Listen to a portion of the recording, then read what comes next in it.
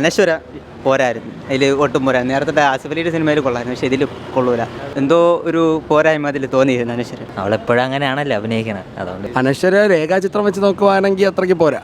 അനശ്വര തന്നെയാണ് അല്പം താഴെ നിൽക്കുന്നത്. ബാക്കി രണ്ടുപേരും നല്ല രീതിയിൽ ചെയ്തിട്ടുണ്ട്. ആ OTT കണ്ടന്റ് പറ്റിയൊരു പടമാണ്. എന്നിരുന്നാൽ പോലും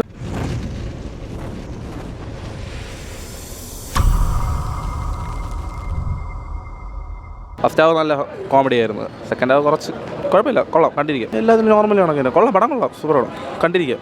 കൊള്ളാം, കുഴപ്പമില്ല, നല്ല ഫണ്ണായിരുന്നു. അശോകൻ്റെ ആക്ടിങ് ഒക്കെ കൊള്ളായിരുന്നു. കോംബോ ഇഷ്ടപ്പെട്ടില്ല, അനശ്വര ക്യാരക്ടർ എനിക്ക് ഇഷ്ടപ്പെട്ടില്ല. അനശ്വര പോരായിരുന്നു, അതിൽ ഒട്ടും പോരാ. നേരത്തെ ആസിഫ് അലിയുടെ സിനിമയിൽ കൊള്ളായിരുന്നു, പക്ഷേ ഇതിൽ കൊള്ളൂല. ഒരു സുഖമില്ല, എന്തോ ഒരു പോരായ്മ അതിൽ തോന്നിയിരുന്നു അനശ്വര. ബാക്കിയൊക്കെ ഓക്കെയാണ്. അങ്ങനെയല്ല, ഒരു ക്യാരക്ടർ എന്ന് പറയുമ്പോൾ അത് പറ്റിയില്ല. ഒരു ഉൾക്കൊള്ളാനുള്ള ഒരു ഇതുണ്ടായിരുന്നു, ഒരു ചെറിയൊരു ട്വിസ്റ്റ് ഉണ്ടായിരുന്നു. അതിലൊരു ഉൾക്കൊള്ളാൻ ഒരു ബുദ്ധിമുട്ടുണ്ടായിരുന്നു ചെറുതായിട്ട്.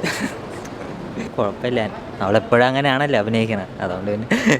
സിനിമ അത്യാവശ്യം OTT കണ്ടന്റ് പറ്റിയൊരു പടമാണ്. എന്നിരുന്നാൽ പോലും തിയേറ്റർ വാച്ചിനുള്ളതുണ്ട്, കുഴപ്പമൊന്നുമില്ല, ബോറടിക്കത്തില്ല. പടം ഫുൾ നമുക്ക് എൻ്റെ കാണാൻ പറ്റുന്നുണ്ട്. അർജു അശോകനാണെങ്കിലും അനശ്വരയാണെങ്കിലും നല്ല രീതിയിൽ ചെയ്തിട്ടുണ്ട്. ബാലു വർഗീസ് ആണെങ്കിലും എല്ലാവരും നല്ല രീതിയിൽ ചെയ്തിട്ടുണ്ട്. മാക്കിങ്ങൊക്കെ ഓക്കെയാണ്. അങ്ങനെയൊന്നുമില്ല, എല്ലാം ഒരേപോലെയൊക്കെ തന്നെയാണ്. മത്സരിച്ച് പെർഫോമൻസ് വൈസ് അർജു അശോക് അല്പം കൂടെ ബെറ്ററായിട്ട് നിൽക്കുന്നുണ്ടെന്ന് തോന്നിയിട്ടുണ്ട്. അത്രയേ ഉള്ളൂ. അതായത് പടം നമുക്ക് ഒരു വെറൈറ്റി അറ്റംപ്റ്റ് ചെയ്തിട്ടുണ്ട്. അനശ്വര രേഖാചിത്രം വെച്ച് നോക്കുവാണെങ്കിൽ അത്രയ്ക്ക് പോരാ. അനശ്വര തന്നെയാണ് അല്പം താഴെ നിൽക്കുന്നത്. ബാക്കി രണ്ടുപേരും നല്ല രീതിയിൽ ചെയ്തിട്ടുണ്ട്, വേറെ കുഴപ്പമൊന്നുമില്ല. പക്ഷെ എന്നാലും നല്ലൊരു പെർഫോമൻസ് അനശ്വരയിൽ ചെയ്യുന്നുണ്ട്. അത്യാവശ്യം ഒരു വേറെ ലെവലൊക്കെ ചെയ്യുന്നുണ്ട്, കുഴപ്പമില്ല.